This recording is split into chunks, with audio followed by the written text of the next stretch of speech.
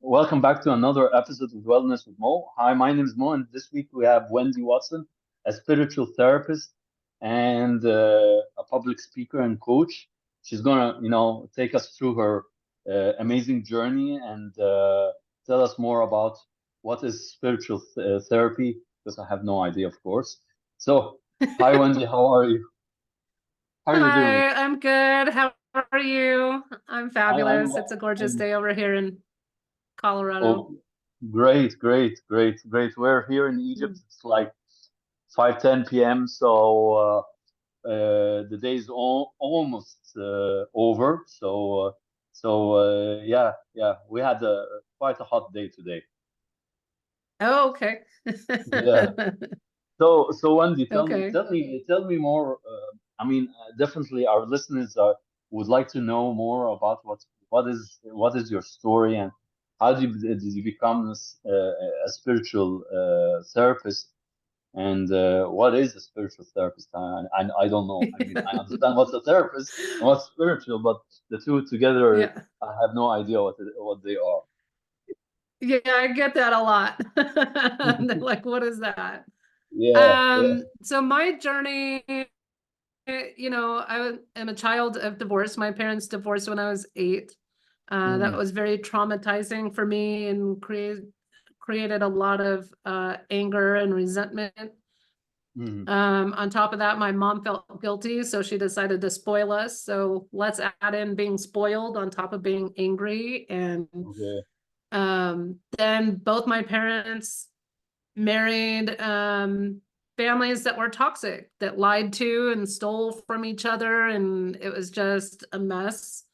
Mm, And so that led me into 2 of my own divorces mm, with narcissistic men that were emotionally and psychologically abusive. mm, And so after my second divorce and loss of a child, I really wanted to figure out like what am I doing? mm, Why am I mm, collecting these people? Why am I attracting these people? What are my habits? What are my emotions? And the more I got into that, the more I developed my spiritual relationship, right? And I mm, love Deepak's definitions of religion versus spiritual. mm, Religion is the community's relationship with God, whereas mm, spirituality is your own individual relationship with God. mm. Whatever that Yeah. looks like for you, whether you believe in Ra or Vishnu or Freya or Jesus Christ or whatever it is, to Mm, me, it's all the same thing. So I honor and respect whatever that looks like for each individual person. mm, But let's develop that relationship. Whatever you mm, call your creator, whatever you call the ultimate source, universe, energy, spirit, whatever mm, vocabulary you use, mm, or even if it's just with yourself, like mm, let's find that relationship with yourself, with your own mm, spirit, with your higher self and your inner wisdom. mm, And I love teaching people that you can communicate mm, with your higher self and you can negotiate just like you would negotiate a contract mm, with a business partner or in a intimate relationship of any kind. mhm. You can negotiate with yourself, Okay. Okay. and just really developing that relationship so that you know what your mission is in this life, and so Mhm, that you can make all your decisions based mm, off your mission, based off your life path, so that you mm, can be more fulfilled. mm. Okay. Yeah, I believe what you say about, spirituality and religion. Um, Myself, I'm a mindfulness coach, and my mentors are Indians, and of course they, yeah, as all Indians, they like to mix up the mystical stories of Shiva and of all their gods and goddesses.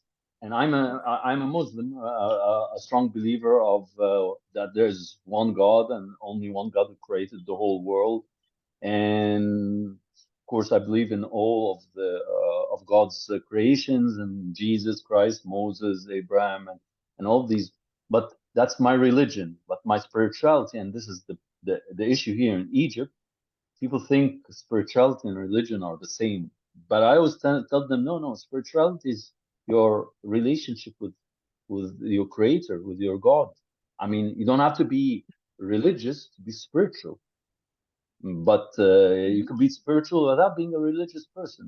Has nothing to do with what is the religion you were born into or you converted into or whatever. It's totally different.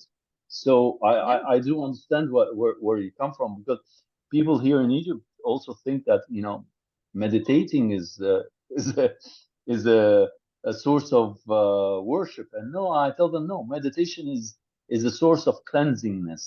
You cleanse your body from all the toxins and all your stresses and all your anxiety. It has nothing to do with the creator. And as long as I Well, don't say any, as long as I'm not, saying any kind of I think it depends on the intention that you set for the meditation and what you plan on doing during the meditation. yeah. Because teach people meditations on how to cleanse themselves, but I Mm, also teach meditations on how to get in connection and be able to hear spirit and to be able to mm, hear God so that you can communicate with them. And mm, that's where the relationship comes in. So to me, I think meditation can be useful for a wide range of things. It's just mm, what you set that intention, what you set that focus, and really that's what it comes down to. It's the intention and the focus. What do you want to get out of that meditation? Do yes, you just yes. want to be able to hear and feel your heartbeat and Mm, get in touch with your physical body? mm, I've taught meditations on how to see your physical body separate from your spirit. mm, mm. And what Okay. does that look like for you? All right. Right? That's Yeah. a very spiritual moment. But if you Mm, can you can also do a meditation to open up the mind and open up your channels in order to be able mm. to connect, right? So I look Yes. at it like a conduit, right? Okay. We Okay. have there's a conduit that we have, kind of looks like a Yeah. cord where we can Mm, connect with God, and that's how mm, we communicate. And that's how we get the stronger we build that conduit, the mm, better and the faster we can communicate with God, right? exactly. So it's a Exactly. matter of opening that up, and Mhm. it's a matter of setting that intention for your meditation. So my podcast is always discusses about our unique journeys through life, and as I hear your story, I mean, you've been through a lot. I mean, I always say that if I were in your shoes, maybe I wouldn't be able to have come out of it with a positive outlook per se. I mean, um, so I always believe that our journeys shape us. So tell me, Yes. Wendy, how did your journey through divorces the divorce of your parents, through a toxic relationship in the families, and through your own divorces. So how did that shape you to become who you are today? Uh, so I remember trying to find ways to meditate during all Mm, that chaos. I mm, didn't know that I was trying to meditate. All I mm, knew is that I wanted to be in a dark room and I mm, wanted it to be quiet. I just wanted to focus on my breath and just enjoy the quiet. mm, And so looking back, it really kind of affirmed that I've always kind of been this way. mhm. I've always had these gifts. But it's taught me a lot of compassion. It's taught Okay. me a lot of not just sympathy, but empathy. Mm, And how can I serve those that are going through similar situations? yeah. Right? How can Yeah. I use my experiences as a benefit to somebody else? Mm, and to find strength in the vulnerability of being able to share my experiences so that somebody else doesn't feel alone, so that somebody else can feel like they can make it through just like I did. Right? And that's where the empowerment comes in. Okay. So, so you know, the spiritual therapist. I will ask you the question: what would what would I be complaining about when I want to go to you? I mean, what would be my good? Because the therapy or therapist usually is, someone I'm seeking for professional opinion to help me and guide me through a tough time. I mean, so for a spiritual therapist, what is it? I mean, what am I looking for? Is it connection with God, or is it Yeah. connection with this?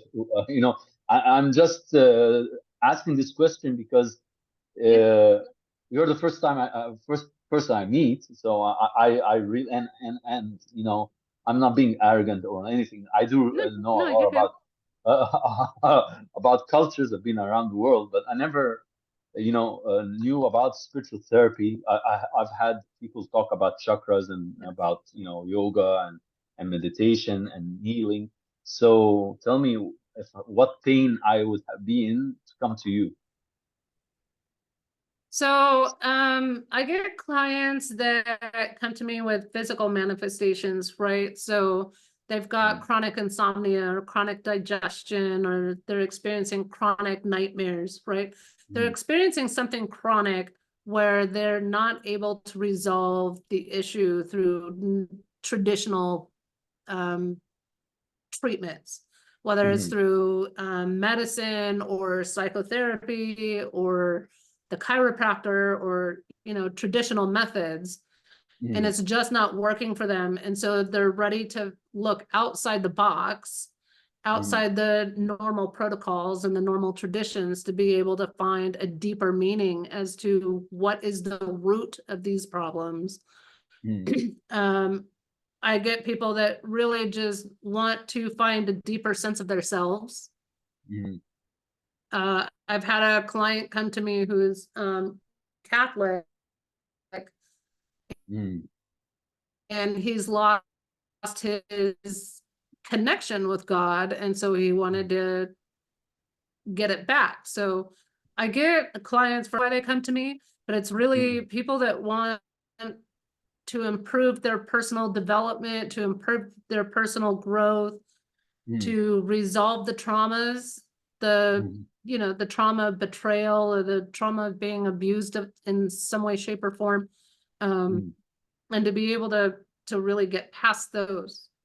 Okay. So if I tell you, or if I share with you something very dark about me, it's not dark, but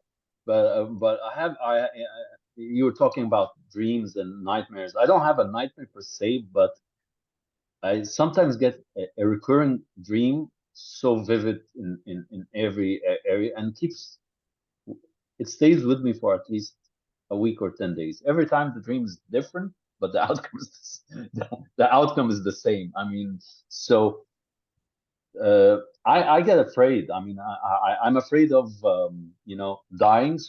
And I know that death is a fact, is 100% fact of life. I mean, there's no running away from it. But I'm so afraid about dream that I keep on thinking how I can change whatever is going to happen in the future right now. So I don't know if this is Right. So they've stopped. They've stopped. I mean, so they've stopped for a while, but sometimes they come yeah, again. Mm, right. So there's a number of different ways I can take this, but fear is really comes from living in the future mm, versus living in the present moment, okay. right? And as far as dreams are concerned, dreams are messages. Mm, They're either there to teach you something or to tell you something, one way or mm, the other, right? Okay. And I'll share this with you because it sounds very similar. I kept having, when I had a dog a few years ago, Mm. I kept having dreams that the dog was going to die, like different ways that the dog would die. Yeah, And at exactly. Same, first, same it dream. was, It's the same thing. yes. Different So versions of death. Yeah. at yeah, so at first it was very unsettling. Okay. And then I learned about lucid dreaming. Mm. And lucid dreaming is where you can change the dream. So if you're dreaming about a monster, you Mm. you know that you're dreaming, but you can change that monster into a butterfly. And Okay. now you Okay. have control over your dreams, Mm. right? So Mm. what I learned to do is, and here, this is the example that's coming to me, is I Mm. was having this dream and my dog and I were at the river and she fell in the water and she was being carried away and she was Mm. swimming in the opposite direction. And so Mm. in my dream, because she wasn't listening to me Mm. and I knew that she was on a path to dying, I put Mm. a sandbar, I installed a sandbar in the Mm. direction that she was swimming and then watched her climb up onto the sandbar Okay. and saw Okay. that she was safe. So now Mm. I'm changing the dreams in my mind because I have control over them. I know that I'm dreaming. Mm. This is not what I want. I'm choosing that this is not what I Mm. want to dream. And so I'm going to change the dream. Okay. Okay. Right. So Yeah.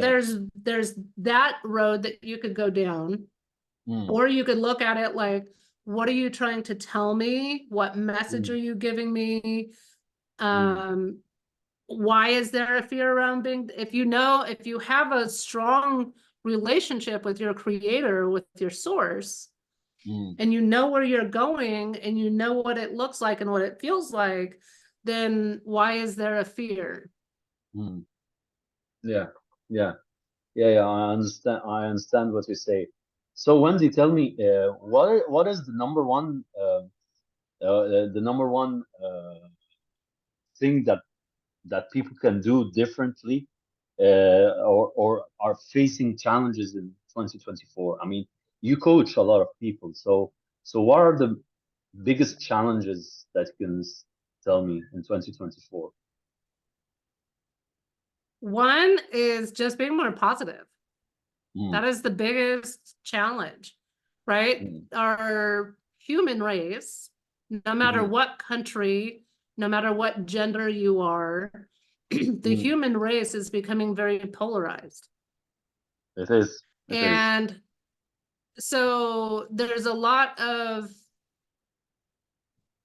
room for improvement when it comes to being compassionate and kind and positive thinking Mm. and being grateful for what you have versus looking at the polarity or being like, I don't understand that person's point of view.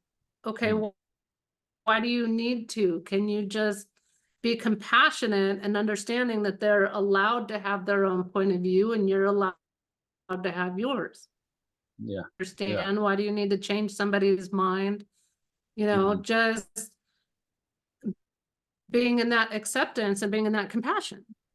Yes. Yes. I agree. I agree. Where I come from, of course, in the Middle East, where uh, we have this, not me on a personal level, but we have this negative outlook of the West, in terms Sure. of, you know, different ideas, different cultures, Yeah. religion. We have a different idea of the East, which is, Asia, different Mm-hmm. ideas and so on. And we tend to judge this side or this side negatively. And I always Mm-hmm. tell them, to have peace in the world, you need to understand people around the world. And this is why I love doing this podcast with people around the world, not just Egyptians, but also with people like yourself and other people around the world, to show that we are all the same. We are human beings. We're the same race. We have different ideas, different cultures, different religions, but we still are one person. I mean, you believe in something, I believe in something. That doesn't mean that I'm right and you're wrong, or you're right and I'm wrong. And it doesn't mean that I have to force my biased opinion of my religion onto you, or vice versa. So Right. this is why I always try and say, even even when I talk with Hindus and Buddhists and whoever, it's their belief. I like it. That's right. It's beautiful what they believe in, but it doesn't mean that I have to believe in it. And No. I don't Right. need And to it say, doesn't mean that they're wrong. If that's what works for them, who are yeah, you to judge? As far yes, as I'm yes, concerned, there's only one being that can judge, exactly. and they're way the heck Yeah, up there. I yeah, don't yeah, have a right to exactly. judge. I'm Exactly. not that smart. Yeah, yeah. We unfortunately we even have it between ourselves in my country in Egypt. I don't know about the other Middle Eastern countries. Within ourselves, we have the same biases. I mean, one person would say, I'm more religious than you are, but you're going to go to hell, and I'm going to go to heaven. How did you come up with that, with that with that assumption, with that Yeah. conclusion? How do you know? I don't know. I personally don't know. I cannot say that I'm going to heaven or hell or whatever. It is. How do you know that I'm not going to go to heaven, or that I'm I going to don't. go? How do you know where I'm going? You are Mhm. not part of my relation. And this is where the spirituality comes from, Yes. right? Yes. Or Yes. comes in.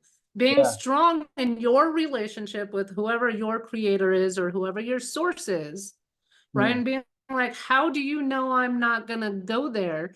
You're not involved in my relationship, right? Exactly. It's just like Exactly. the relationship between spouses.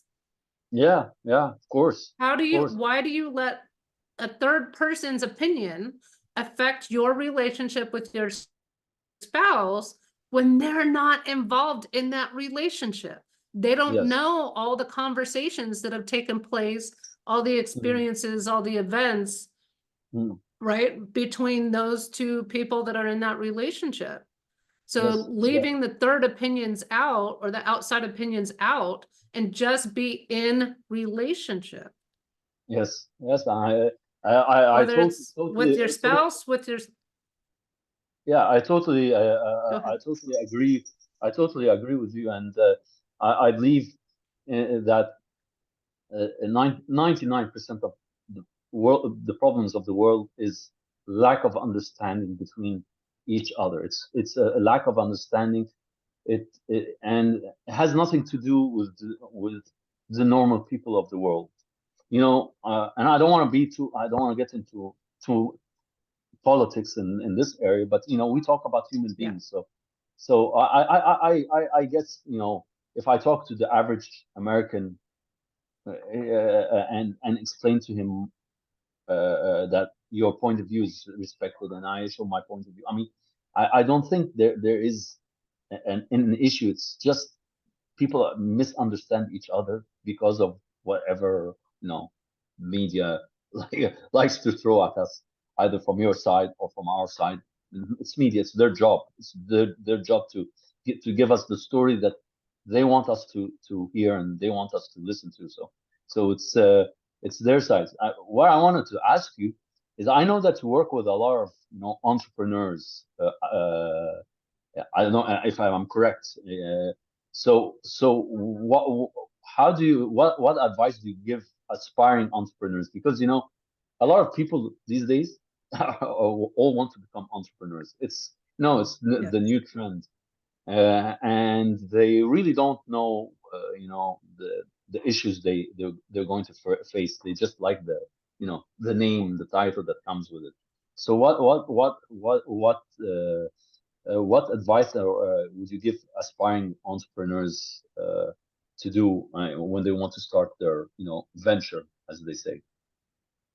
Well, if they're just starting off, they need to have a lot of discipline. Okay. It Yeah. takes a lot of discipline to be an entrepreneur. Mm. If you're working from home, and you can easily get distracted by the pets or the TV or the music, or going out for a walk, or making sure you get to the gym or something. But if you really want to build a business, you have to be disciplined and on your computer and being able to define yourself and define your business and market and learn how to sell and, you know, to close deals, all those things. Like there's just so much discipline and so many activities, but you also need to be educated so that you can hire the right vendors at the right time and, you know, learn to know what you need to give up versus what you need to focus on or give up control of and hire somebody else for versus what you need to be doing because that's your passion, that's your mission, and that's what fulfills you. So if they're starting out, like that's number one. And even, you know, seasoned entrepreneurs, right? I'm a seasoned entrepreneur starting a new business. So I'm kind of in this really unique space. But even seasoned entrepreneurs you constantly need to get to know yourself so that you can communicate that to others. And so that you can stand in a room full of investors or full of leads and be able to communicate your business and your passion and your mission for whatever it is that you're trying to do with your business and feel strong in your confidence and feel strong in your relationship with yourself so that you can sell it to them, right? So that they'll want to buy in on it, so that they'll want to invest in it, right? If you're not strong in here, what makes somebody else want to spend money with you? What's going to make somebody else feel strong into what you're offering? I wanted to, you know, add a point to what you're saying. I also believe that they need to be very resilient. They have to, you know, the skills of being a resilient person. It needs to, you know, it needs to increase because of being an entrepreneur or a solopreneur like myself. I mean, you know, I'm a solopreneur. I have my podcast. It's a, you know, it's not a 9 to 5 business. Actually, it's more than that because you know, I do the invitation for yourself and other lovely guests, and I do the interview, and then I do the post production, and then I do the, you know, the social media marketing here and there, you know, Instagram, LinkedIn, TikTok, Facebook, everywhere and anywhere, so that people can listen. I can get, you know, followers and audience. So yeah, it's a lot of work. It's a lot of work. It's not. It's a lot of work. I mean, It's I not mean, for the faint-hearted no, by any no, means. it isn't. It isn't. And those You people who can, come and tell me that you are a free man. I mean, you can do whatever you want. You can wake up at noon. No, I don't wake up at noon. I wake up at 5 in the morning. Yeah, to do my work. You know, that's the entrepreneur mindset. I put myself on if an you entrepreneur. Yeah, go ahead. if you sleep until noon, you're not making money and you're not paying your bills and you're not able No, to be generous with other people. And, you know, to exactly. your point, you really do have to be resilient because you have to, you know, Facebook is one platform that you Mm, have to learn and has its own algorithm and its own mm, marketing style. mm, And emails have their own marketing style and their own platform. And LinkedIn has another one. So you need to be able to be mm, flexible and resilient. And you can get like a month worth of, you can do all the marketing that you want and get a whole month worth of no's. And you're yeah. like, and then it starts affecting your confidence. And you're like, what am I doing? What do I need to adjust? Right? Why Mm, am I getting told no? And so you need to be resilient to be able to bounce back and be like, okay, what do I need to change? yeah. What do I need to adjust? Is it the vocabulary? Is it, am I not putting the passion behind my words? Is it just the wrong time of the month to be marketing, right? Because Mm, nobody buys in February, mm, right? All, you know, all of those considerations, you need to be able to be flexible and resilient. And yeah, yeah, yeah, yeah, a lot of people think that entrepreneurship, that you have freedom and you have all these things, yeah. which can be true, but a lot of entrepreneurs put in Mm, like 50 to 80 hours a week, not 40 yeah, hours a week. yeah. I mean, we talk about mental health and wellness for the corporate employees, but in actual fact, entrepreneurs are more stressed, more anxious, Yes. might feel even burnout higher than the normal employees, because at the end of the Yes. day, if you are an employee, you're one person in a sea of other people. So you have, a very limited role. You do it. If you do it, fine. If you don't do it, of course, it's not good for you in terms of performance. But an entrepreneur, you have to be the salesperson, you have to be the marketing person, you have to be the brand itself, you have to be, you have to be every place. And I would Yes. also add, people need mentors like yourself, someone to Yes. to to to guide them, to tell them what. I mean, the idea of a mentor, it's only been recent, Wendy. It's when I was in university in the late 90s, and and then I entered the job market. There were no mentors. I mean, there's my Yeah. parents. I might take their advice, but that was the only person that might give me an advice, maybe my uncle. But everyone, with all respect, my parents, to my uncle, and to anyone, everyone would give their advice based on their biases, not based on Yes. That's right. what skills are. So mentorship is really, really, really important. Don't you agree? You know, I agree with you. I grew up in the 90s too. Yeah. And I grew up in California. And I can't tell you how many jobs I lost for being abrasive. And I didn't know what that meant, but they wouldn't educate me. They wouldn't tell me what that meant. They wouldn't, right? They wouldn't train me. They wouldn't Mm, work with me. They would just be like, oh, you're too abrasive. We're going to move on to the next resume and just mm, fill somebody else in with that spot. There was no mentorship. yeah. And I Yeah. really think over the last, I don't know, 15 years or so, maybe Mm, 20 years, maybe since, the new millennia, mm, people are starting to realize the importance around mentoring other people and giving them the skill sets and working with them instead mm. of against each other. Yes. Yes. And Yes. for entrepreneurs, it's crucial that we have mentorship. It That we is. have a marketing mentor, that we have a health and wellness mentor, that we have, all of these different people to help keep us balanced and Mm, keep us growing. okay. Um, I have a dear friend of mine, and that's the Mhm. source of the question. I have a Yeah. dear friend of mine who's very passionate. She's very passionate about, wellness and the mental health of employees, and she has a business venture here in Egypt. And I've been telling her, and I'm a part of her expert pool, but I've been telling her, you need to have a very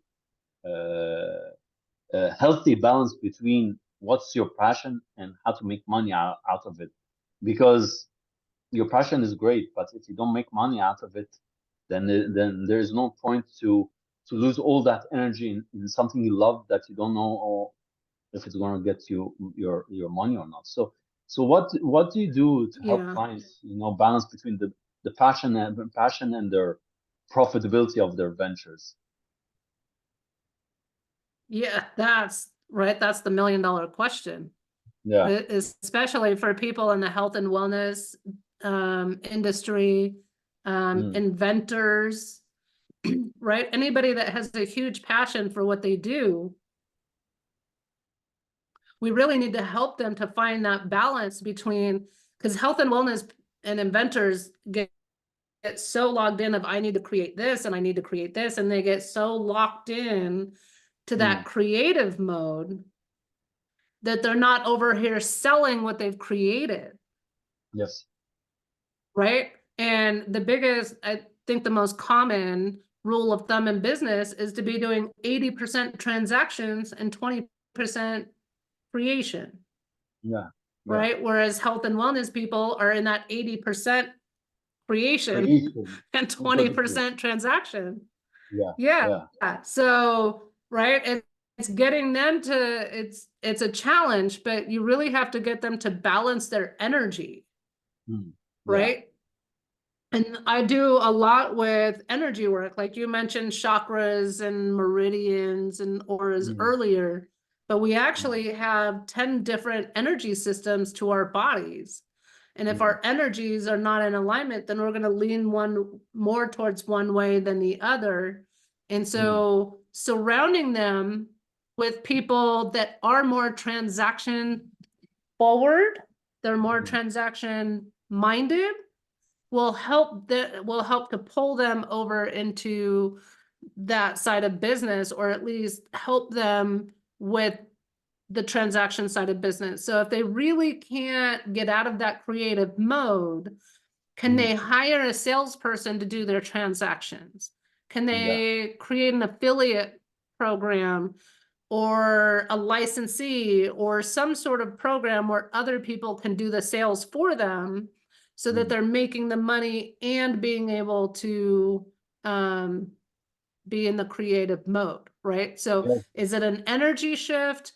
Is it a matter of bringing people into your world that'll do the things that you're not able to do, right? So hire somebody, right? Give Yeah. them a commission for selling your products, or create an affiliate program to where they buy your product and then they go off and sell it.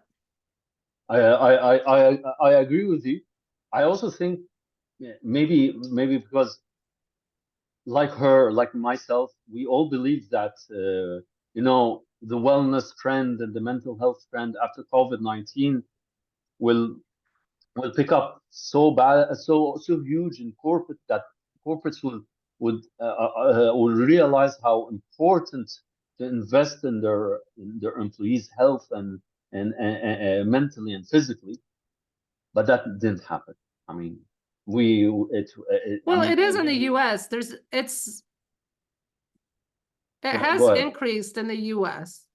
Mm, So a lot of the US corporations, some of the US corporations are really starting, it's more of a slower growth mm, versus, let's go from 0 to 100. It's more like, okay, 5%, 20%, right? And we're mm, kind of slowly going into that realm, but there's a lot more US corporations that are starting to see the benefit yeah. of bringing in mental health because I think that they're seeing that, by addressing the mental health, their employees are more productive and then they're Yeah. making more money. That's our argument here in Egypt also, that if you invest in your employees' health, then your growth, your revenue, your market share, and all those lovely statistics and numbers that they like always to share in every event, they will increase, and your employees will be happy, will be loyal. Turnover You would inc be lower. So it's a Yep. win-win situation. I see it this way, but like we said, the passion and profitability. I agree with you that you need to outsource people to do the transactional part, the selling, the marketing, and you stay in the creative side of the business. This is what I think she should do, and I think this is what most people should do if they want to do their passion. For me, this is my problem Yeah, in or my book. find a way to create an online workshop where people just buy it off your website. Yeah, yeah, I agree. I agree. You know? I agree. Okay, thank you, Wendy. And there's this lovely question I wanted always to ask you. Ask you, what is one word or one sentence that describes Wendy Watson? Oh, that describes me. Yeah. Um, Open-minded. Oh, that's cool. Have you I'm been to just Egypt? Have you been to Egypt before? No, but in 2018 I went to Israel, and I Okay. realized how close I was to Egypt, and I was like, dang it, I just don't have the time to get down there. But it Yeah, is definitely on my bucket yeah, list. I really want to go see, the you, pyramids, of course, and or Valley of the Kings, and all of that our new amazing. I museum, do want to get our out there. It's on my list. yeah, our new museum is opening soon. The new Egyptian museum. We built a new Egyptian museum. It's very near to the pyramids, so it has all that historic essence around it. Yeah. So it will be an honor for me if you come Yeah, and visit us in Egypt. I'm I've not. heard I know. about the new museum and all the Yeah. cool little tools and stuff that it's Yeah. gonna have, and Yeah. yeah, all the new stuff, and oh, oh my gosh, yes, that's on my list. It will So be no, one no. of my next trips, I'm sure. Great, great. So one final question, Wendy. What's your dream? What do you want? What do you imagine you want to do in the next few coming years? Uh, my dream is, my mission in this life, and my dream is just to really to show that spirituality can be defined in an infinite number of ways, and that it's really just open yourself up to the possibilities of whatever that looks like, and Hmm. just spreading that word all over the globe, and just helping people with that. That's really my dream. Okay, that's great. Wendy, thank you for your time. I mean, I was Thank really you.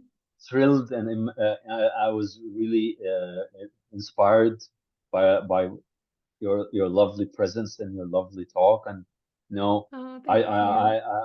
I'm following you on LinkedIn, so keep up the good work. I mean, you're doing a lot of Thank you. amazing work. I believe so, and Oh, I hope you can thank you. come to Egypt soon, or I come to the States soon. I don't know, whichever is the Yes. closest. We'll meet soon. Yeah. Thank you, Andy, for your lovely time. Yes, absolutely. Thank you, Thank you thank for you, the thank you, opportunity to be on here today and to speak to your Mhm. audience. And Thank I you. really appreciate your energy and your spirit. Oh, thank you very much. It's so kind. Thank you very much. Thank you, Andy, for a lovely, Thank engaging episode. Thank you all you. for listening today on Wellness with Mo. Until next week, we have a new guest with a different kind of story. So stay tuned and be safe.